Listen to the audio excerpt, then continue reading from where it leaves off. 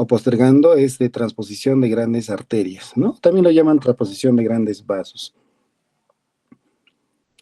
Eh, bueno, la literatura de donde se ha sacado siempre es el Up-to-Date y una revisión, ¿no? De Carlos Alba Espinosa, también, ¿no? De investigación en salud. Bueno, lo último es esto, ¿no? Del Up-to-Date, la última, digamos, la última revisión.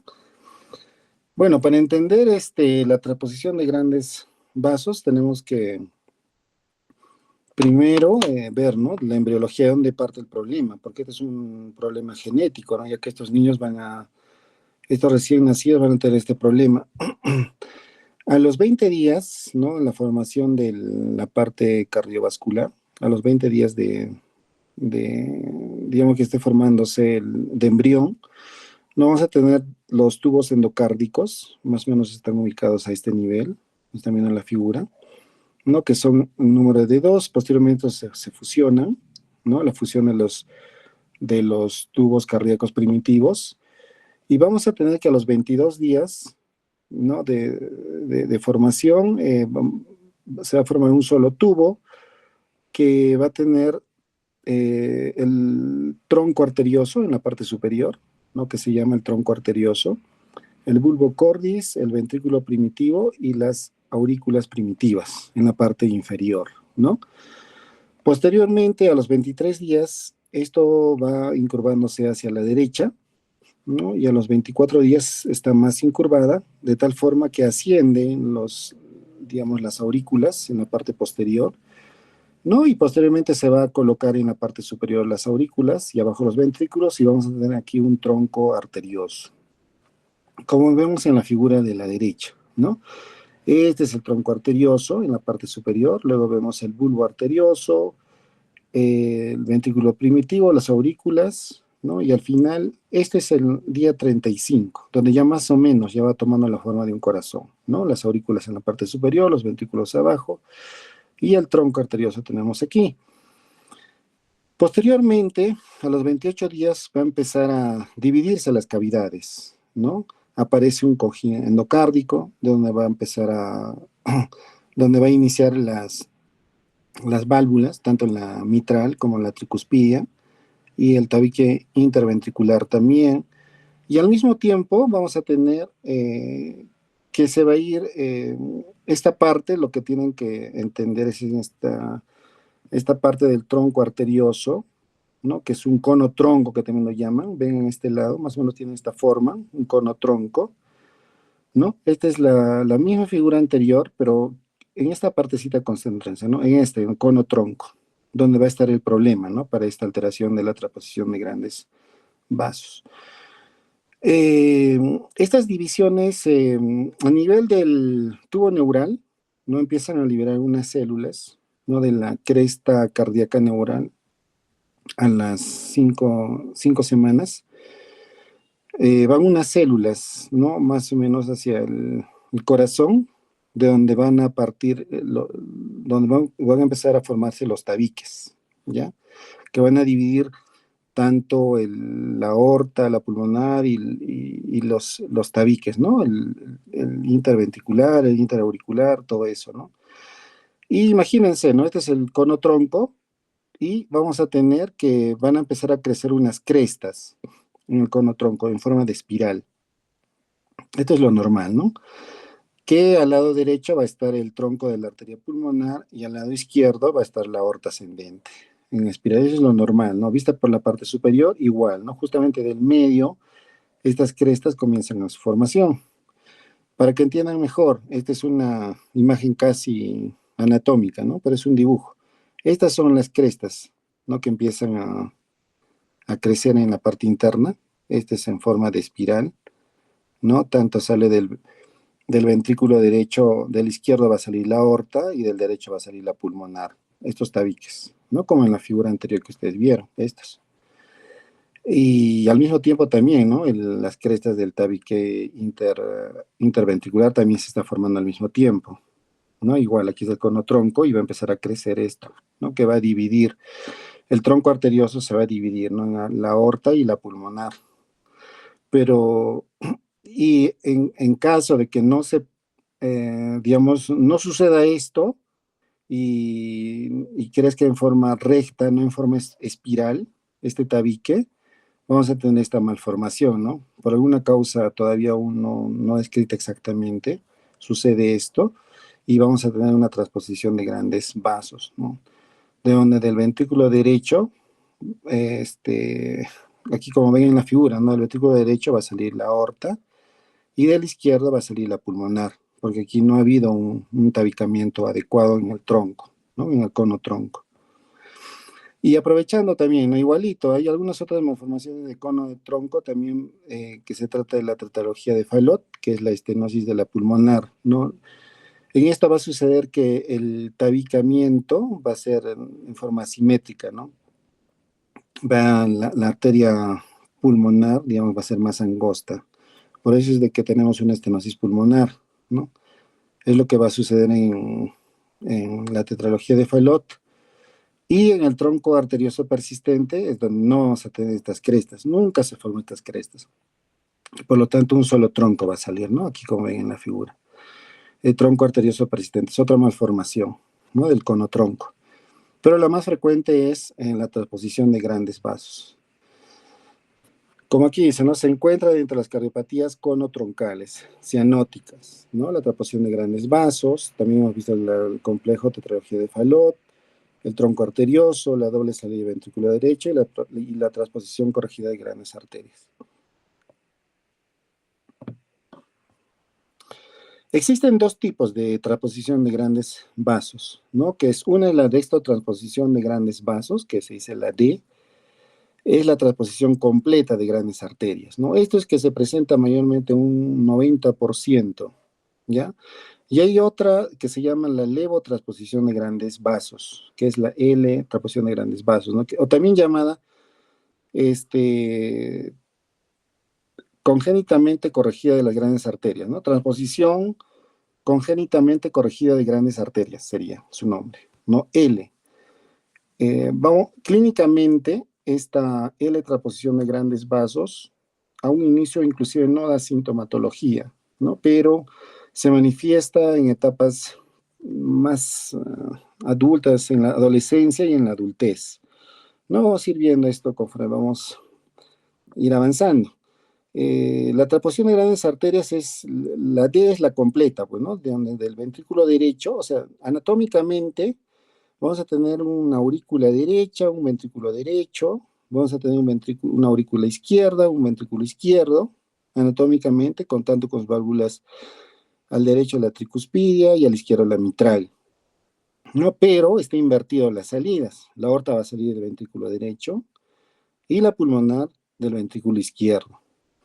En cambio, en la L-transposición de grandes vasos, vamos a tener que el ventrículo, o sea, vamos a tener que anatómicamente, donde debía estar el ventrículo derecho, está el ventrículo izquierdo, ¿no? Tanto con su válvula aquí mitral, ¿no? Y el ventrículo derecho, o sea, va a estar al lado izquierdo, anatómicamente, ¿no? Con su válvula tricuspidia. Y esto funcionalmente a la larga no va a ser adecuado, ¿no? Porque sabemos que el ventrículo izquierdo tiene sus propias características anatómicas, ¿no? Y el derecho también. Entonces, esto a la larga va a dar una insuficiencia cardíaca, va a dar arritmias, pero no apenas nace, ¿no? Porque nace y está casi normal, porque normalmente esto actúa a un inicio como un ventrículo izquierdo, pero en realidad no es un ventrículo izquierdo anatómicamente, ¿no? Es un ventrículo derecho, que hay un problema de ventrículos más que todo. Entonces hablaremos primero sobre el menos frecuente, ¿no? La levotransposición de grandes vasos. ¿Ya? Como les dije, ¿no? Aquí va a haber doble discordancia, ¿no? Doble discordancia que se refiere tanto a la discordancia auriculoventricular, o sea, no están donde corresponde, por ejemplo, aquí está la aurícula derecha, ¿no? Y aquí está el ventrículo izquierdo. Ya es una discordancia, ¿no? Dice como la ventrículo arterial también, ¿no? Tanto del ventrículo con las arterias también. Hay doble discordancia, tanto aurículo ventricular como ventrículo arterial, ¿ya? Esta tiene una incidencia, en realidad la incidencia de las cardiopatías congénitas, ¿no? En el mundo es más o menos entre 4 a 5 por cada 1000 nacimientos, ¿no? Un aproximado. La transposición de grandes vasos, así en general, representa aproximadamente el 3%, ¿no? De todos los trastornos de cardiopatía congénita y casi el 20% de todos los defectos, ¿no? Cianóticos. La L-transposición de grandes vasos tiene una incidencia de 0.02 a 0.07 por 1000 nacidos vivos, ¿no? Es bien raro, ¿no? Los factores ambientales como genéticos contribuyen a su patogénesis, no tiene una etiología todavía, ¿no? Bien clara. En cuanto a la clínica, esta L-transposición de grandes vasos está asociado a otras anomalías cardíacas en un 90%, ¿ya? Y un 10% va a ser aislada, solamente ese problema, ¿no? La L-transfusión de grandes vasos, solo eso.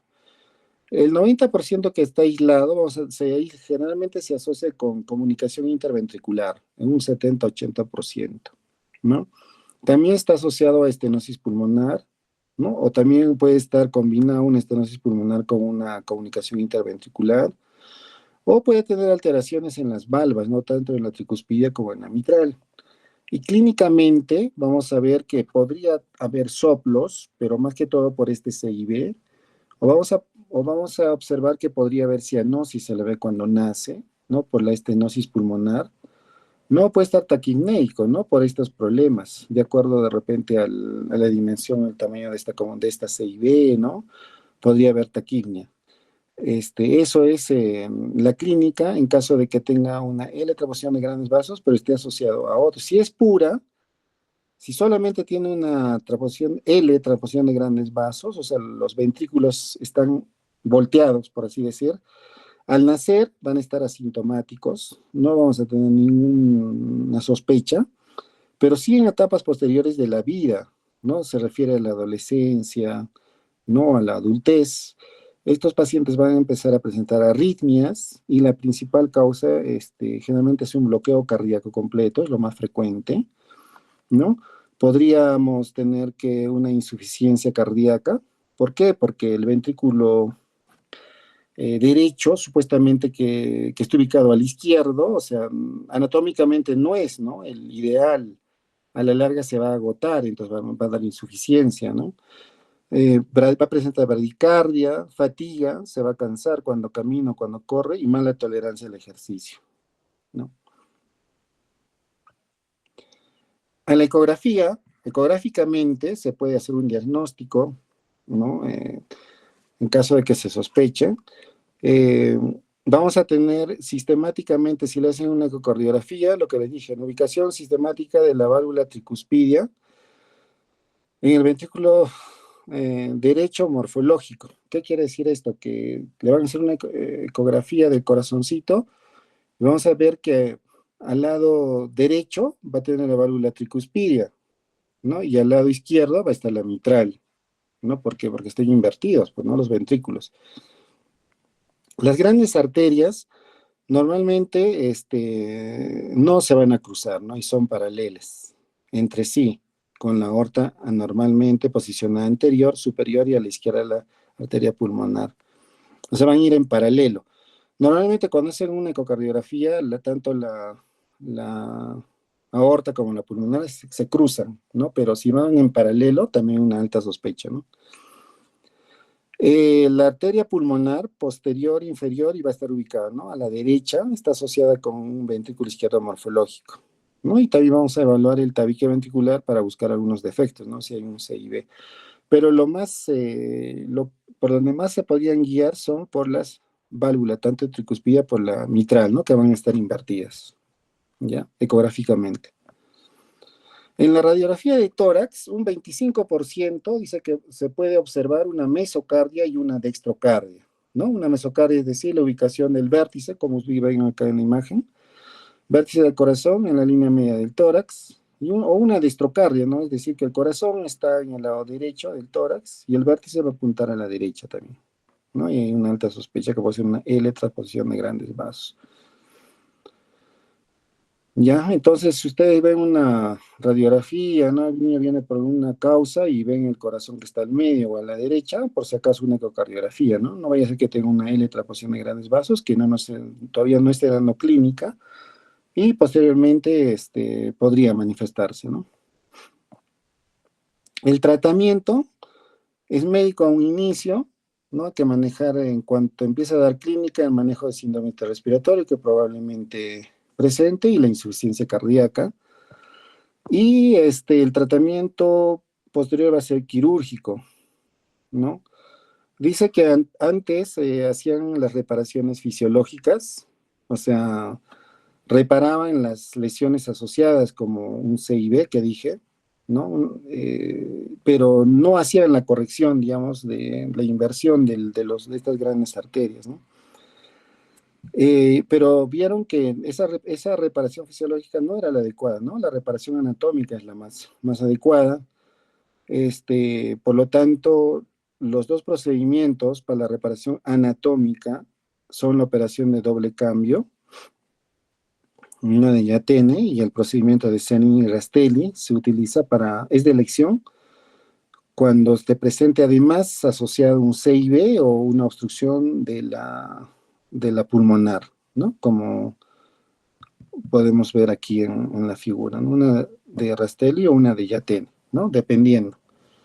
Si es que en caso de que no haya una alteración asociada como un CIB, como una estenosis pulmonar, se puede hacer el cambio directamente con Yatene. Y si no, si tiene algo asociado, hay que hacer un parche en la interventricular y todo eso, se utiliza la operación de Senning y Rastelli, ¿no? Teóricamente para que tengan conocimiento. Eso es en cuanto a la L-transposición de grandes vasos. Si tienen alguna pregunta hasta ahí o un comentario.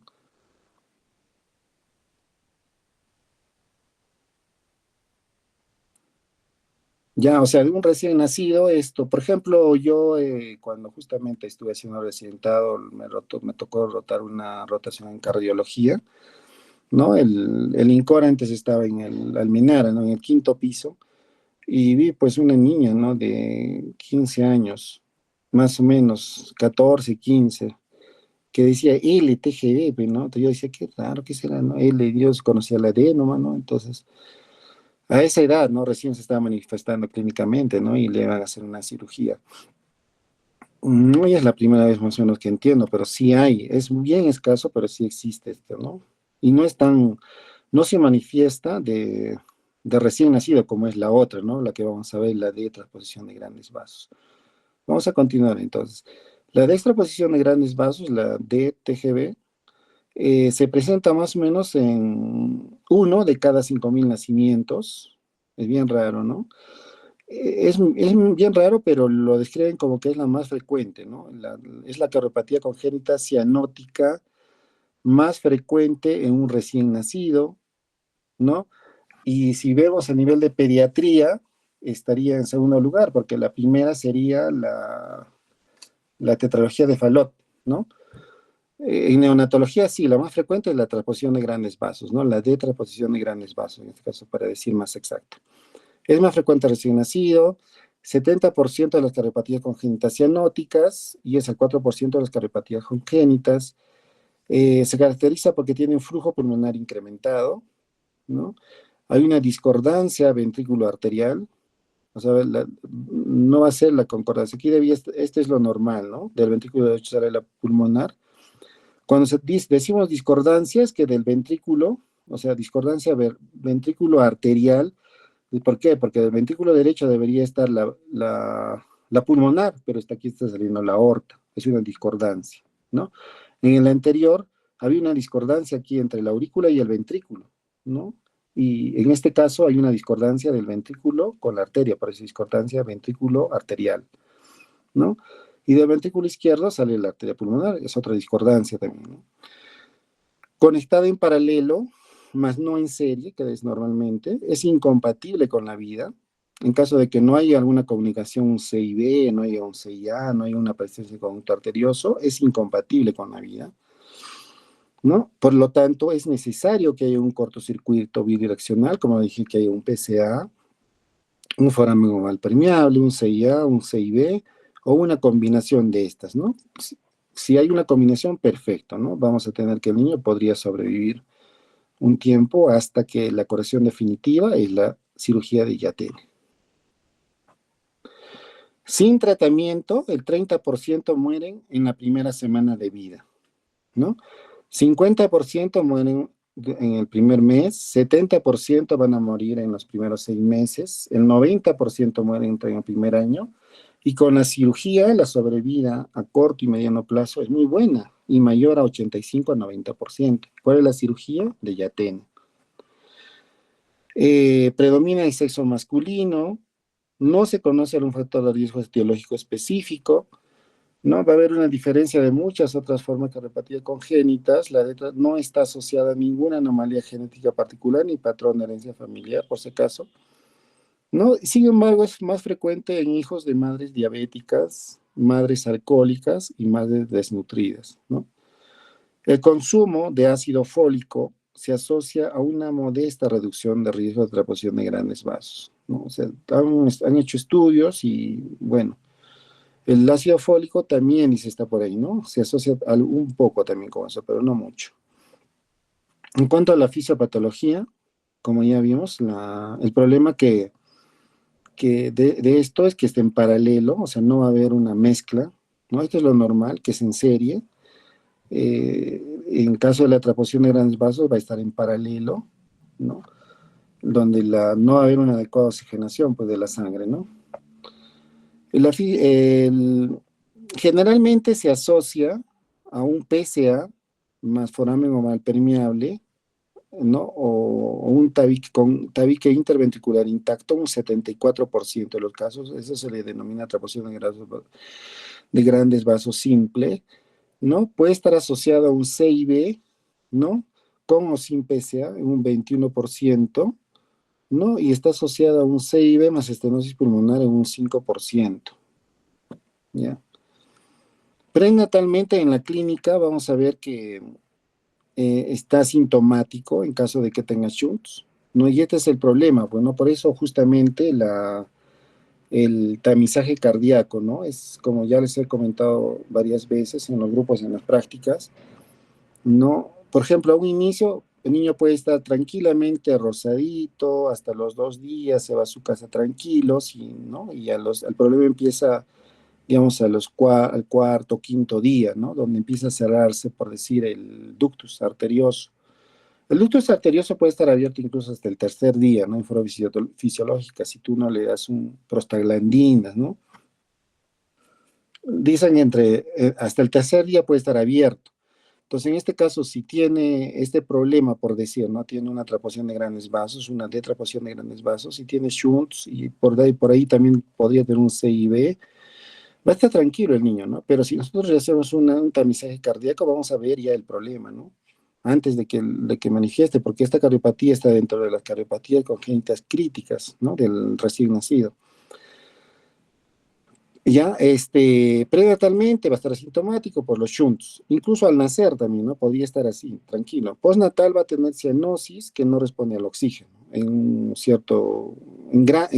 digamos, en porcentajes grandes. En algunos casos está tranquilo, ¿no? Porque los shunts todavía están bien abiertos, pero en la mayoría de casos va a ser cianosis, ya que cuando nace y no va a responder el oxígeno. Generalmente cuando un niño nace, nosotros le colocamos oxígeno y si mejora, bien, ¿no? No hay un problema cardiológico, más que todo sería respiratorio, pero nosotros si le ponemos oxígeno al 100% y no responde y todavía se pone más cianótico, quiere decir que, de hecho, ¿no? Un gran porcentaje es una atraposión de grandes vasos. Si el foramen oval es restrictivo y el cuadro se da a las pocas horas de nacido, ¿no? Va a haber una cianosis severa y un colapso circulatorio. Ahora, si la CIA o el CIB es amplio, la cianosis no es importante, pero hay congestión pulmonar por el hiperflujo pulmonar, ¿no? Vamos a tener un pulmón blanco, ¿no? Con hiperflujo pulmonar. Prenatalmente se puede hacer un diagnóstico, ¿no? Con una ecocardiografía, ¿no? Cuando esté todavía embarazada la mamá.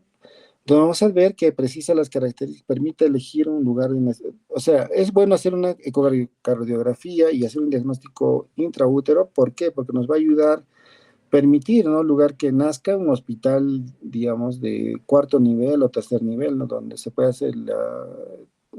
hacer algunas maniobras, por ejemplo, como colocar prostaglandinas, ¿no? Para mantener el conducto arterioso permeable, o se puede hacer un rasking, ¿no? Que vamos a ver posteriormente qué se trata.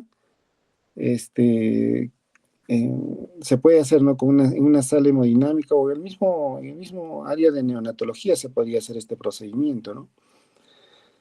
Entonces tenemos que elegir un lugar. Si es un diagnóstico intraútero, se puede elegir el lugar donde nazca, un lugar adecuado, ¿no? El bebé. Postnatalmente, se hace con una ecocardiografía transtorácica urgente, que es el estándar de oro, y de corroborar el problema, iniciar prostaglandinas inmediatamente, ¿no?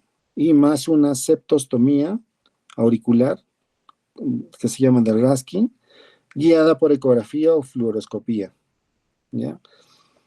En una radiografía de tórax, podríamos ver una teleradiografía de tórax, podría ser normal o podríamos tener el signo del huevo, ¿no? Que generalmente manifiestan. ¿Por qué se ve esto? Porque se ve un hilo bien delgado, porque va en paralelo, ¿no? No van cruzados aquí. Entonces, por eso se hace bien delgadito el hilio y de tal forma que le da una forma de huevo, pues, ¿no? Al corazón. Es signo clásico, ¿no? Y en el EKG puede ser normal o el eje puede estar desviado al lado izquierdo. Entonces, ¿qué vamos a ver? Una ecocardiografía, que es el estándar de oro. Vamos a ver el situs auricular, concordancia atrioventricular, normal, pero va a haber una discordancia ventrículo-arterial, ¿no? El origen también de las arterias coronarias debe estar alteradas y podemos observar también los cortocircuitos, ¿no? A ver, listo. En cuanto al tratamiento, cuando, digamos, nace un bebé, no responde al oxígeno, inmediatamente, si estamos en una guardia nocturna, nosotros empezamos prostaglandinas, ¿no? Este, digamos, ¿no? Clínicamente, pero si nosotros ya tenemos una ecocardiografía y ya nos corrobora que tiene una transposición de grandes vasos, podríamos inmediatamente solicitar que sea una septostomía auricular urgente, ¿no? Con balón, guiada por ecocardiografía o fluoroscopía, ¿ya? Más o menos voy a adelantar un poco para que vean, ¿no? Este procedimiento, ¿de qué trata? De romper este tabique interauricular, ¿no? Se puede ingresar esto por la arteria, perdón, por la vena umbilical o por la femoral, ¿no? Ingresan un catéter que tiene un balón en la parte distal, ¿no? Y la guía, por eso dice que puede ser fluoroscópica, como en este caso, puede ser por ecografía, ecográficamente, ¿no? Que generalmente se hace. Se atraviesa hasta el aurícula izquierda, se insufla el balón que tiene ahí y se jala enérgicamente, ¿no? Y se rompe. Se hace dos intentos nada más, ¿no? Dos intentos para romper. Entonces esto hace que haya una mezcla, ¿no? Eso se llama la citostomía de Raskin, ¿ya? Entonces, si en este caso, ¿no? Si se indica las prostaglandinas y la septostomía no mejora la saturación, o sea, si es que empieza a mejorar la saturación con este procedimiento de Raskin, entonces normal, ¿no? Ya incluso ya no tendría sentido dar prostaglandina, pero si no funciona esto adecuadamente, tenemos que seguir con las prostaglandinas, ¿no? Que va a mantener abierto este medicamento, el conducto arterioso. Ahora, el tratamiento quirúrgico, como les había dicho anteriormente, es la cirugía de Yatene o suite arterial, ¿no? O sea, la corrección anatómica para transposición de grandes vasos simples, ¿no? Y se puede hacer de urgencia en los que no mejoran después de la pseudostomía o las prostaglandinas, y es selectiva en los pacientes estables, ¿no? Se puede hacer en forma inmediata este tratamiento, esta corrección, ¿no? Entonces, esta cirugía ha mejorado el pronóstico de la mortalidad, ¿no? Del 90% a una sobrevida de más del 90%, ¿no? Si se le hace inmediatamente. Ahora, la mortalidad temprana es mayor en los casos que tienen CIB, ¿no? Un 40%. Las complicaciones post-cirugías es estenosis pulmonar, insuficiencia aórtica o isquemia miocárdica, son las causas de mortalidad tardía. La mortalidad operatoria es baja, ¿no? Y el pronóstico a largo plazo es bueno. Entonces, esto les expliqué de Raskin, y esto es la cirugía, ¿no? De Yatene, donde Es la corrección anatómica, ¿no? Sacan aquí, cortan la aorta, más o menos a nivel ¿cómo se llama esto? De las coronarias, ¿no? Y lo invierten, pues esto lo llevan para el ventrículo izquierdo, aquí ya está la reparación, ¿no? Anatómicamente lo suturan juntamente con sus arterias coronarias y la pulmonar, ¿no? Al otro lado, donde le hacen la corrección. Esta es la corrección anatómica, que también se llama la corrección de Yatene, ¿no? Y te da más o menos 90% de probabilidad de sobrevida, ¿no? De estos pacientes. Ya. Bueno, ese es en cuanto a la atraptación de grandes vasos, ¿no? No sé si tienen alguna pregunta.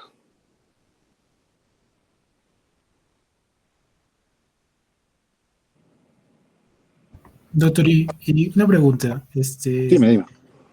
¿y el plazo hasta las cuántas semanas podemos hacerle un YTN al recién nacido, doctor?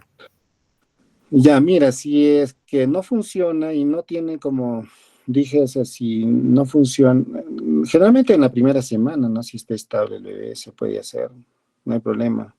Pero si que tú lo estabilizas, no puede ser dentro del primer mes esa cirugía que se puede realizar. Después de eso ya no es, o sea, se podría hacer, ¿no? Pero ya el pronóstico como que ya no es, no tiene un buen pronóstico, ¿no?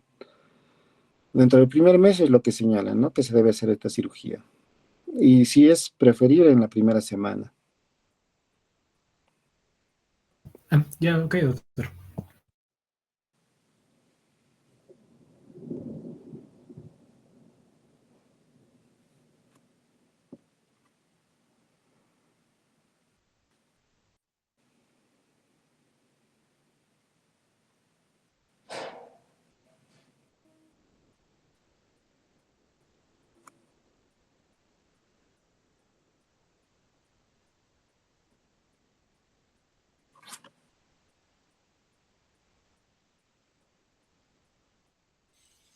Doctor, parece que no hay más preguntas.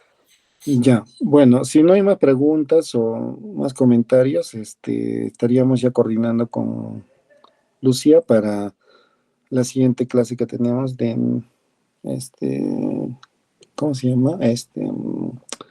Renal, ¿no? Que de no sé si el día de mañana, vamos coordinando, ¿ya? De síndrome nefrótico y nefrítico, ¿verdad? Tenemos la próxima clase, que debería ser el día de hoy, pero bueno, Doctor, dime. este, el siguiente tema es conducto arterioso permanente e insuficiencia cardíaca en el niño. ¿Cómo dices? Conducto arterioso permeable Permeable. y Ay, ay, ay. ujú. Ah, ya, ese tema es. Ah, ya, no he leído. Ya, pues, Sí, ya coordinamos entonces. Como se ha desordenado un poco, vamos a coordinar, ¿ya? ya, doctor. Listo, listo. Entonces, chicos, si no hay más preguntas, nos estamos viendo en la siguiente clase y en las prácticas con lo que nos toca. Listo. Hasta pronto, chicos. Chao, chao.